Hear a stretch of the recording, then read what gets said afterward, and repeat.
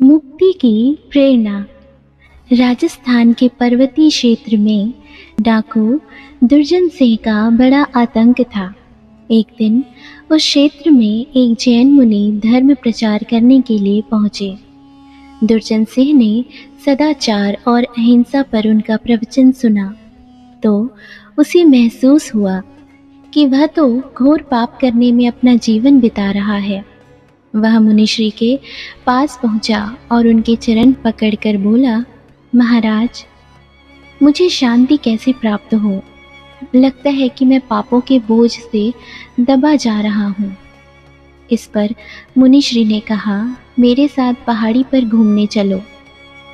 उन्होंने 3 पत्थर दुर्जन सिंह के सिर पर रख दिए और बोले, इन तीनों पत्थरों को ऊपर पहुंचाना है। पत्थर भारी थे। कुछ ऊपर चढ़कर वह बोला, महाराज, मुझसे इतना भार लेकर चढ़ा नहीं जाता। मुनि ने कहा, एक पत्थर गिरा दो। दुर्जन सिंह ने एक पत्थर गिरा दिया। उसने कुछ दूरी और पार की और एक जगह ठहर कर बोला, महाराज, 2 पत्थर लेकर आगे नहीं बढ़ा जाता। मुनि ने उससे कहा, दूसरा पत्थर भी गिरा दो।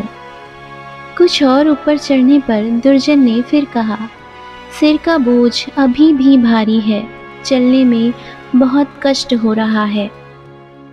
मुनि ने कहा, इसे भी नीचे गिरा दो। सिर पर रखा भार हटते ही वह मुनि के साथ आनंदपूर्वक ऊपर चढ़ने लगा। ऊपर पहुंचकर मुनि ने उसे समझाते हुए कहा, जिस प्रकार पत्थरों का भार ऊंचाई पर पहुंचने में बाधा डाल रहा था, उसी प्रकार पापों का बोझ शांति में बाधा डालता है। जब तक तुम अपने सभी पापों का त्याग नहीं कर दोगे, शांति की मंजिल तक कदापि नहीं पहुंच पाओगे। दुर्जन ने कान पकड़कर संकल्प लिया। मुनि के परामर्श से उसने राज सैनिकों के समक्ष आत्मसमर्पण कर दिया।